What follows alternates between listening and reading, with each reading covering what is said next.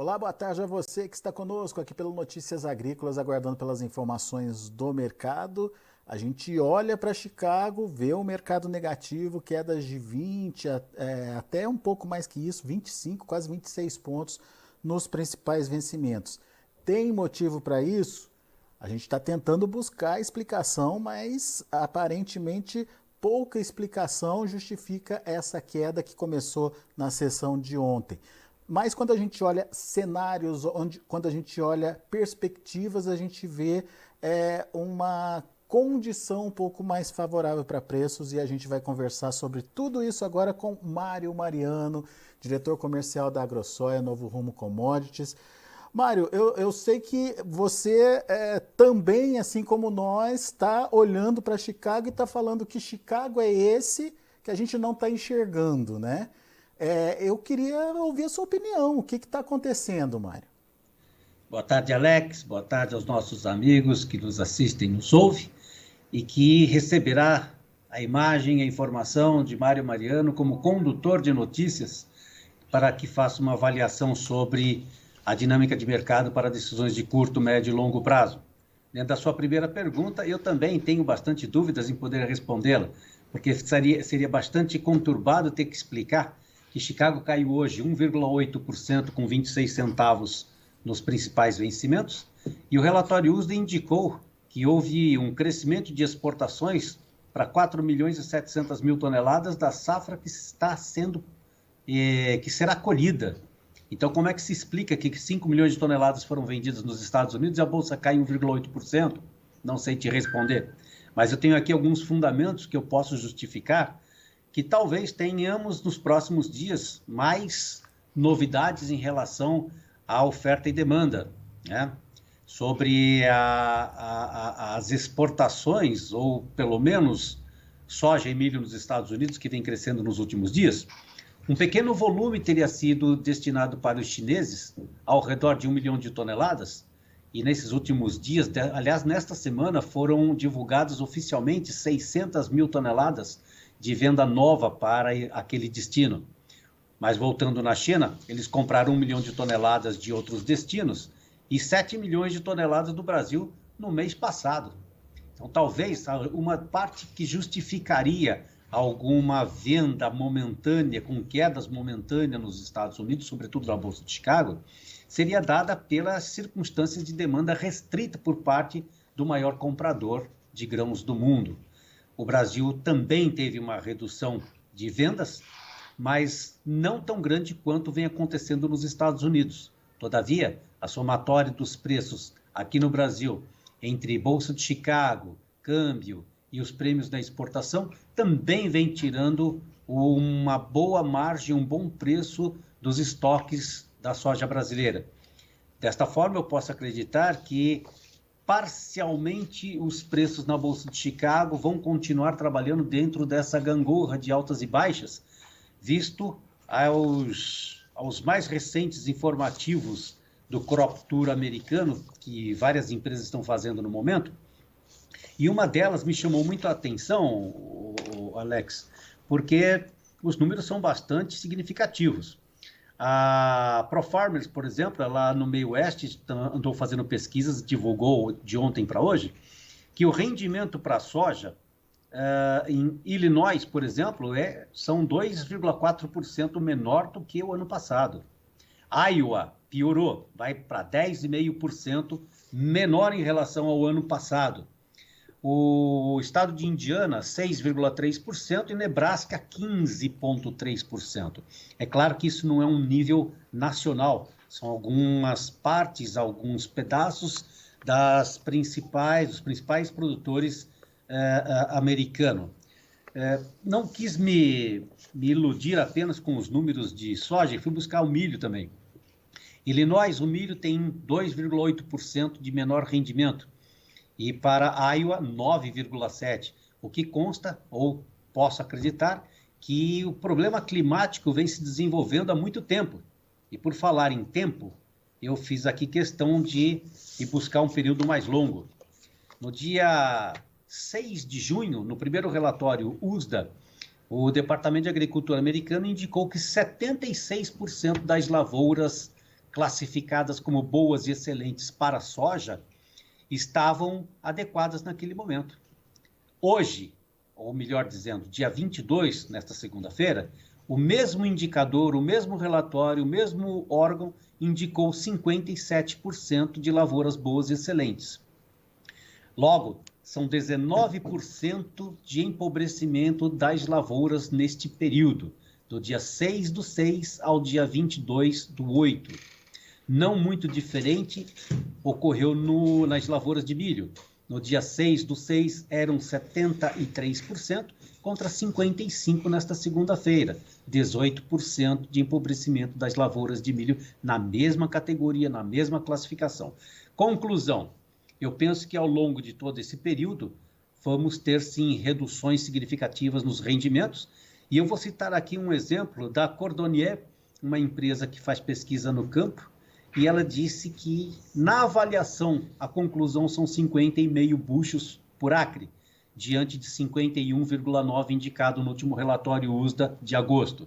Se eu não me engano, no último encontro que tive com vocês, se não foi com você, Alex, foi com a Carla, eu comentei que o relatório deveria estar aproximadamente nos 50,5 buchos ou 50,7 buchos por acre, na avaliação de amigos, parceiros que trazem informações.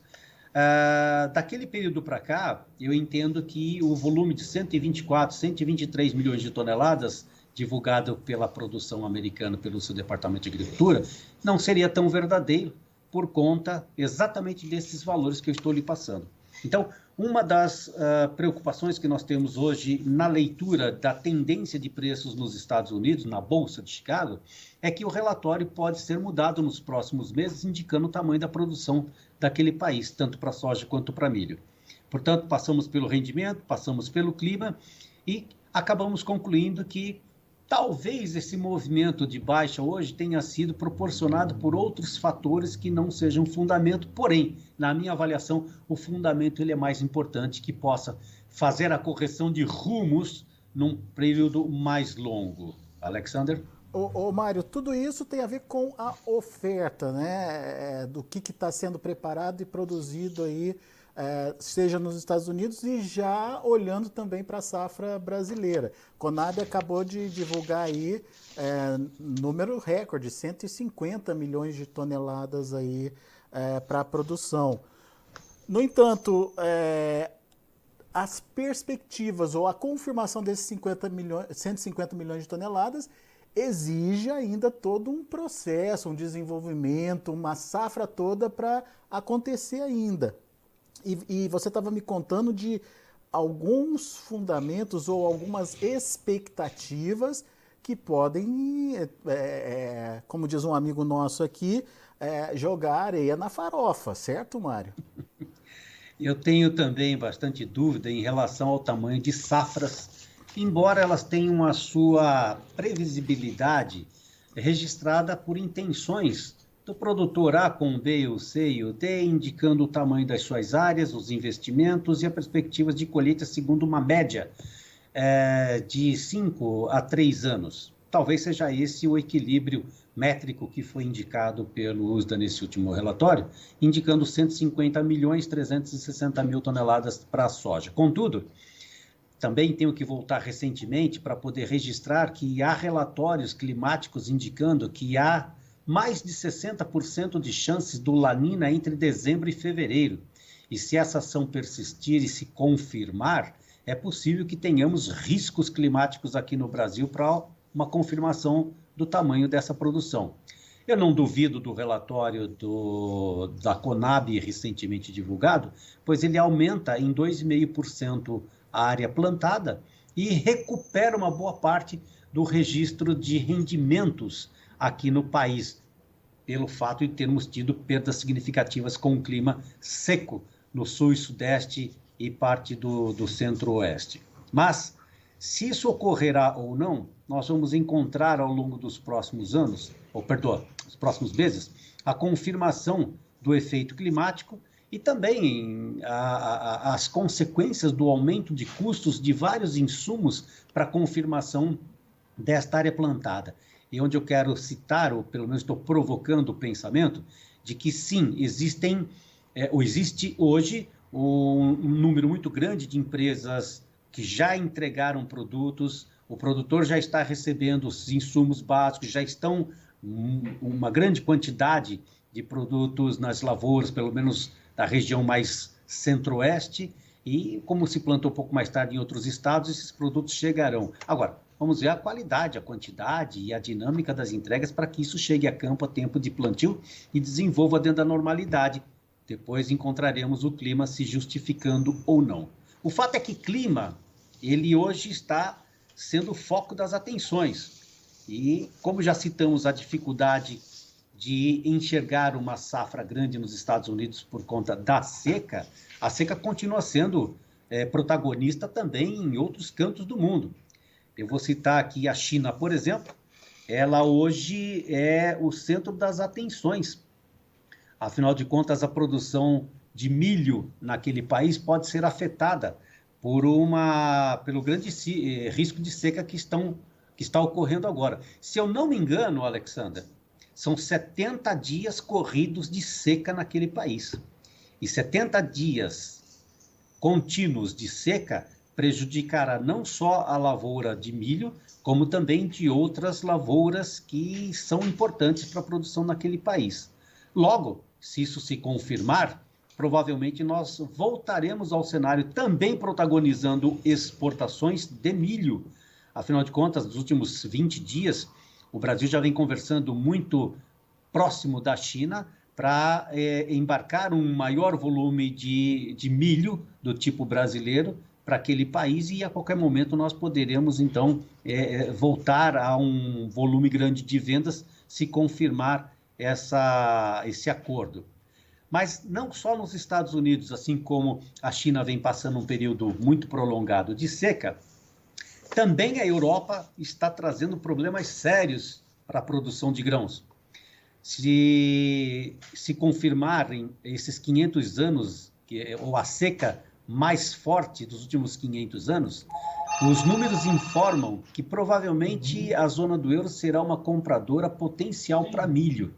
É possível até 25 milhões de toneladas de compra daquela região, pois não só há necessidade de compra regionalizada de alguns grãos, como principalmente pela perda da produção dos principais países da zona do euro, em torno de 10 a 12 milhões de toneladas de milho, ou seja, a produção em relação ao ano passado de milho será reduzida em torno de 10 a 12 milhões de toneladas, provocando uma imediata e a necessidade de compra de milho por parte dessa região. A questão, então, do clima, será provável que tenhamos aí uma mudança de comportamento de novos players em busca de grãos. Se na China o clima persistirá negativo, produzindo menos, e já é fato o clima europeu negativo, logo teremos possivelmente mudanças de tendências, como vimos no dia de hoje, a queda de preço das commodities agrícolas nos Estados Unidos. E para ainda continuar dentro da área da zona do euro, o início deste mês nós tivemos e continuamos a ver um aumento significativo de preços de energia na zona do euro.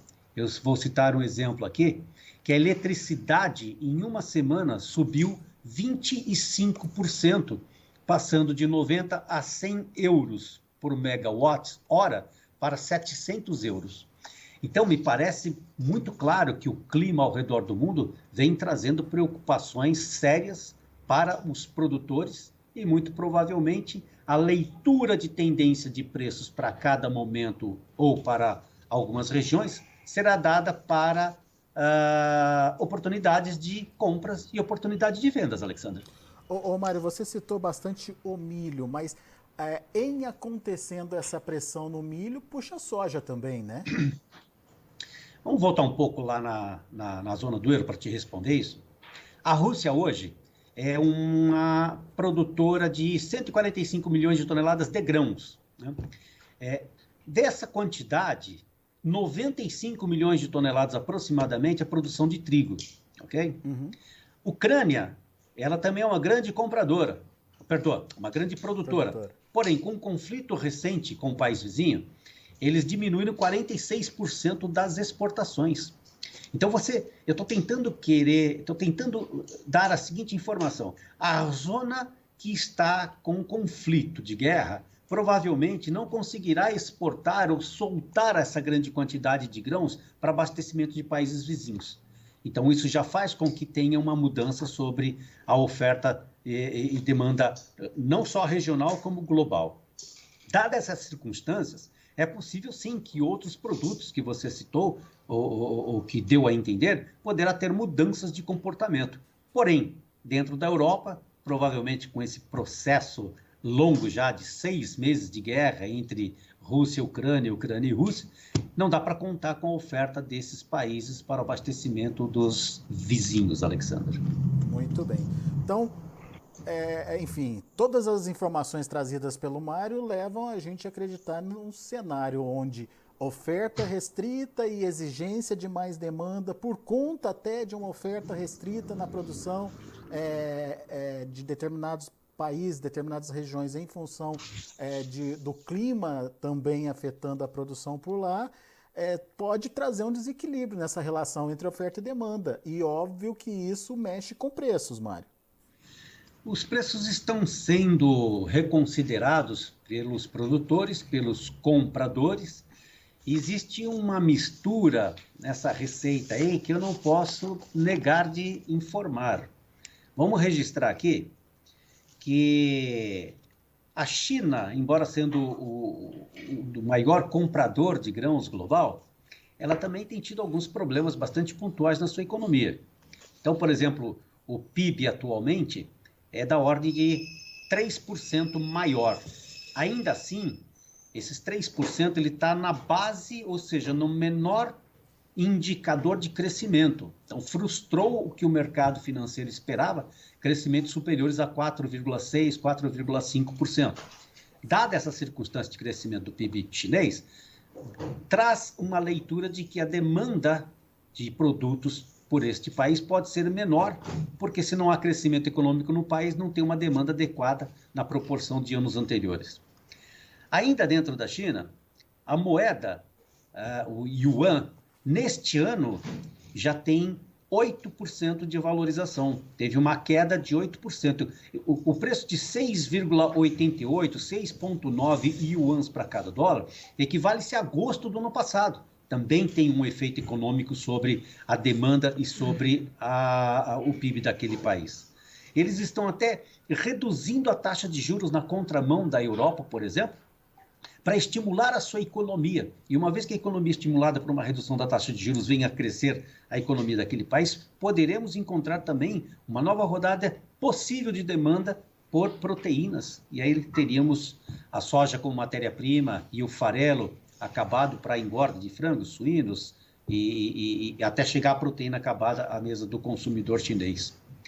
Dadas essas circunstâncias e a superação dessa onda de calor, é possível que tenhamos dentro dessa receita, sim, alguma potencial momento de compra, ou se não de mão para boca, pelo menos em algum momento uma rodada maior de compras por parte desse país, devido a essa presença climática ruim na Europa e na América do Norte. Eu penso, portanto, que é um potencial momento de reconsiderações, se a oferta global atenderá à demanda, pelo menos num curto prazo, para que esses países que estão sofrendo com a oferta venham a se abastecer para médio e longo prazo. Ainda na área fiscal, na área financeira, eu quero citar aqui no Brasil, inclusive, Alexandre, porque não é só a moeda yuan que está tendo uma valorização. O Brasil vem passando por um momento de investimentos bastante interessantes. Nós estamos batendo um recorde de entrada de recursos aqui no país. Até o dia 15 de agosto, 16 de agosto, o registro do Banco Central indica 71,3 bilhões de reais de investimento estrangeiro no país. Isso é um novo recorde. Por isso nós estamos encontrando a nossa moeda flutuando aí em torno de 5,25, 5,20, depois cai para 5, 5,10. Nós estamos, portanto, também na contramão global, onde temos um crescimento econômico. Nosso PIB recentemente foi reconsiderado para 2,2%. A nossa inflação está caindo e estamos encontrando novos parceiros para investimento, não só na infraestrutura, como também em bolsa de valores, etc. Portanto, quero também registrar que a nossa economia está pujante nesse momento comparado a europeus, americanos, e mostrando que é possível que com a nossa moeda, né, ao redor de 5, 5,2, 5,1, também temos um encarecimento do nosso produto por conta da moeda, mas ainda assim temos oferta para abastecer muitos países.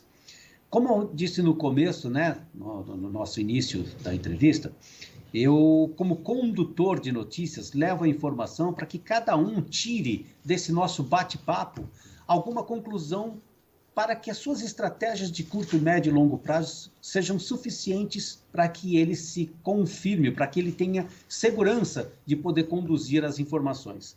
Talvez nesse momento o lado financeiro tenha ou esteja mais presente na Bolsa de Chicago, se sentindo à vontade, vendendo grãos nos Estados Unidos, mas ainda assim os fundamentos que eu trago para vocês aqui, eles estejam em algum momento, ou estarão em algum momento, se sobrepondo ao movimento financeiro nos Estados Unidos, recuperando os preços na Bolsa de Chicago. É mais ou menos esse cenário que eu gostaria de passar para você, Alexandre. Boa, Mário. Bela análise, a gente está aqui trazendo todas as informações e, como o próprio Mário disse, com essas informações nas mãos, você faz a sua análise, entenda o que pode acontecer com o mercado e, a partir daí, planeje a sua produção, a sua comercialização. Meu amigo, mais uma vez, muito obrigado pela sua participação conosco aqui no Notícias Agrícolas. Sempre bom te ouvir. Volte sempre, Mário. Muito obrigado. Sempre bom estar com você e com o teu público. Até um próximo encontro. Fui! Valeu, abraço. Tá aí, Mário Mariano aqui com a gente no Notícias Agrícolas, trazendo fundamentos aí que podem mexer com o preço e principalmente trazendo uma possibilidade aí de dinâmica de formação de preços que você entenda aí da melhor forma para se planejar. O fato é que a gente tem uma situação onde a oferta ainda não está garantida e tem uma possibilidade de aumento de demanda, portanto um desequilíbrio ali entre oferta e demanda. Preste atenção nessas informações do Mário Mariano. Vamos ver os preços hoje, como o próprio Mário disse, preços que não se identificam com os fatos que estão aí no mercado da soja. Vamos lá. Olha aí, soja para novembro, 14 dólares e 31 centes por bushel, 25 pontos mais 75 de queda. Janeiro, 14 dólares e 36 centes por bushel, 25 pontos e meio de baixa. Março, 14 dólares e 37 centes por bushel, 23 pontos mais 75 de queda. E o maio fechando com 23 de baixa, 14 dólares e 38 centes por bushel. A gente tem também o milho. No vermelho também, setembro 6 dólares e 57, perdeu 8 pontos mais 25, dezembro 6 dólares e 50, perdendo 7 pontos mais 25, março 5 dólares e 56, queda de 6 pontos mais 75, e o maio 6 dólares e 56 centes por bushel também, uma queda de 6 pontos mais 25. E para finalizar, o trigo. Trigo perdendo 25 pontos no setembro, fechou a 7 dólares e 69 centes por bushel. Dezembro, 7 dólares e 89, queda de 24 pontos mais 25. O março, 8 dólares e 4 centes por bushel, perdeu 24 pontos. E o maio, 8 dólares e 13 centes, perdendo 23 pontos e meio. São os números de hoje do mercado de grãos lá na Bolsa de Chicago. A gente vai ficando por aqui. Agradeço a sua atenção, a sua audiência. Notícias Agrícolas, 25 anos ao lado do produtor rural. Se inscreva em nossas mídias sociais. No Facebook, Notícias Agrícolas. No Instagram, @Notícias Agrícolas. E em nosso Twitter, @Norteagri. E para não perder nenhum vídeo, não se esqueça de nos acompanhar no YouTube e na Twitch, Notícias Agrícolas Oficial.